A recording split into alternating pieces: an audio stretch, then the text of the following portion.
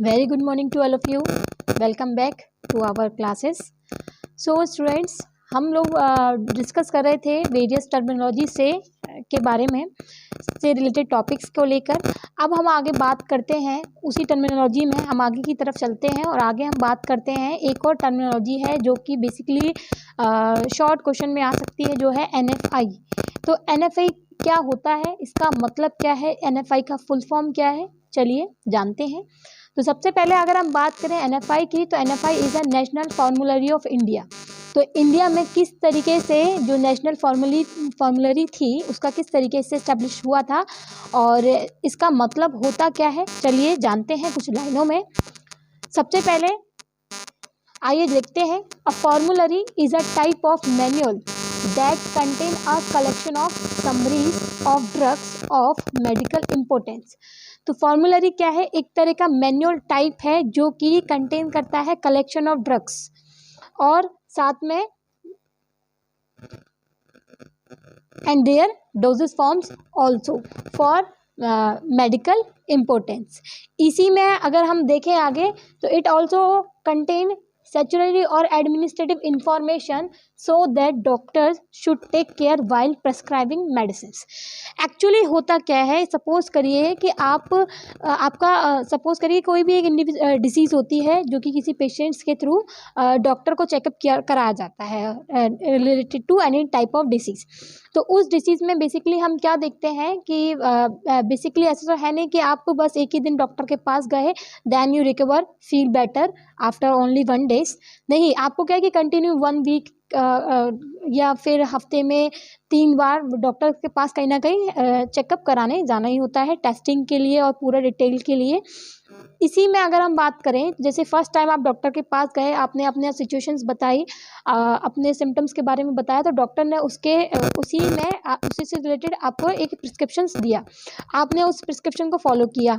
After 2 days आपने फिर से डॉक्टर आपको बुलाते हैं कि आइए आप 2 दिन बाद आइएगा या 3 दिन बाद आइएगा और री चेकअप कराइएगा और आगे का जो सिचुएशन होगा वो हम उसी के अकॉर्डिंग डील कर पाएंगे।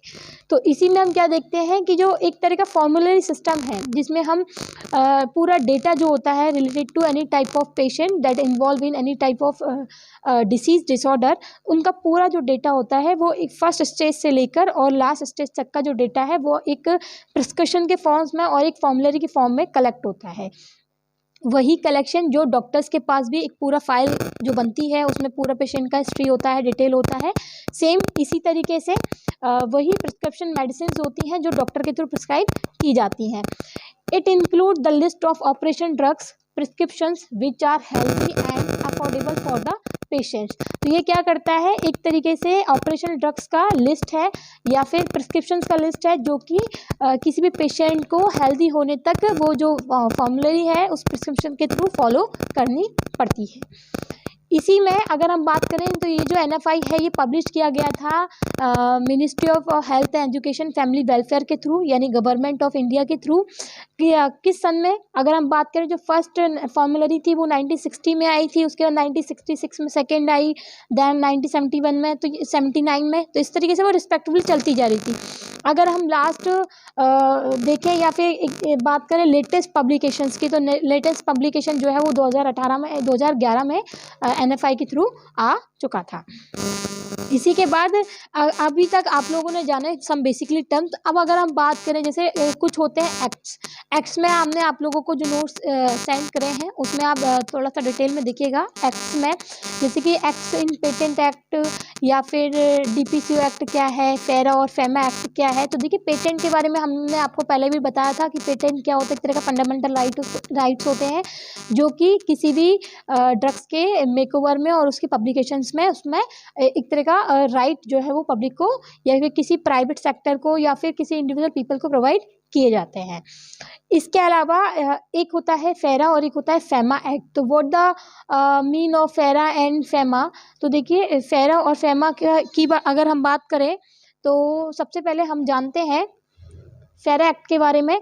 तो फेरा जो होता है, फेरा was a legislation passed in India in 1973 that imposed strict regulation on certain kind of payments. तो एक तरह का स्ट्रिक्टली रूल था, रूल जो है बनाया गया था इस एक्ट के थ्रू, एक कानून प्रक्रिया के थ्रू, जिसमें जो प्रक्रिया है वो 1973 में ये रूल को पास करती है, जिसके बारे में हम जाने तो यहाँ पे एक स्ट्रिक्ट रेगुलेशंस थी किसी भी पेमेंट्स को लेकर या फिर किसी भी सर्टेन काइंड ऑफ पेमेंट से रिलेटेड। इसमें हम क्या देखते हैं कि सब जैसे हम आप लोग बात करते हैं कि जो जितनी भी टाइप ऑफ ड्रग्स होती हैं या फिर उनकी मैन्युफैक्चरिंग होती है, तो उसकी मैन्युफैक्चरिंग ऐसा तो है नहीं कि भाई सब कुछ इंडिया में मेकओवर होता है, भाई फॉरेन ड्रग्स भी होती हैं, फॉरेन मेडिसिन भी होती हैं जो कि अप्लाई होती है। तो इसमें हम क्या देखते हैं कि जैसे बाहर से कोई मेडिसिन है या कोई किसी भी ड्रग का मैन्युफैक्चरिंग है, वो इंडिया में उसकी कंपनी जो है वो इस्टेब्लिश हो गई है। अब उस इस्टेब्लिश के बाद जो भी मैन्युफैक्चरिंग है वो हालांकि इंडिया में ही की जा रही है क्योंकि पूरा इंडस्ट्री सेक्टर बन चुका है, लेकिन वो कंपनी जो है वो बाहर की है, फॉरेन कंट्री की है।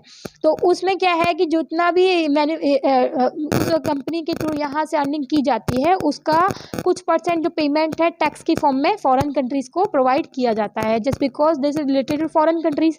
तो इसी में अगर हम बात करें तो जो फेरा एक्ट था वो इसी से रिलेटेड था, जहाँ पे फॉरेन एक्सचेंज होती थी, डीलिंग्स होती थी करेंसी की, फॉरेक्स होता था।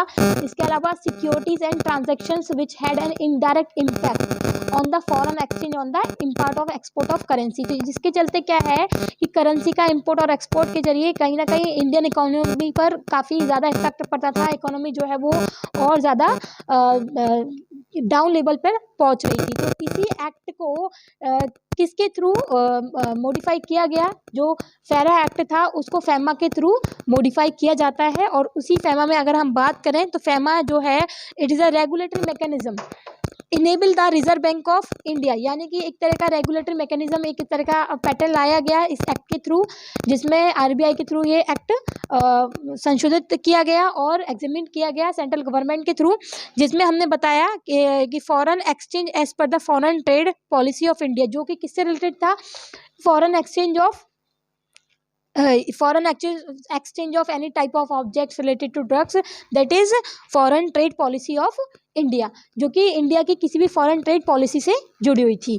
तो इसी में अगर हम आप बात करें तो ये जो फेरा एक्ट था वो फैमा एक्ट के थ्रू रिप्लेस किया जाता है 1998 में, by the government of Atal Bihari Vajpayee, यानी कि उस समय अटल बिहारी वाजपेयी की ही सरकार थी। तो उसी गवर्नमेंट पॉलिसी में ये जो फेरा एक्ट था उसको फैमा एक्ट के थ्रू रिप्लेस किया गया था, जिसके थ्रू इंडियन इकोनॉमी पर भी काफ़ी ज़्यादा इफेक्ट पड़ा था, क्योंकि बाहर की जितनी भी कंपनीज होती थी वो कहीं ना कहीं कर वसूलती थी। तो उसी के चलते जब वही फैमा एक्ट आया तो फॉरेन करेंसीज पर भी इसका काफ़ी ज़्यादा इफेक्ट देखने को मिला, जिससे इंडियन करेंसी में भी काफ़ी कुछ बढ़ोतरी होने की जो संभावना थी वो उस समय पॉसिबल हो पाई। तो यहाँ पे आज की क्लासेस में हम लोगों ने जाना एक्ट्स के बारे में, इसके अलावा एनएफआई के बारे में। ये जो एनएफआई है ये वेरी शॉर्ट क्वेश्चंस में भी आ सकता है कि what the mean of NFI. तो ओके क्लास, आज के लिए हम लेते हैं विदा और मिलते हैं नेक्स्ट लेक्चर में। Okay, thank you.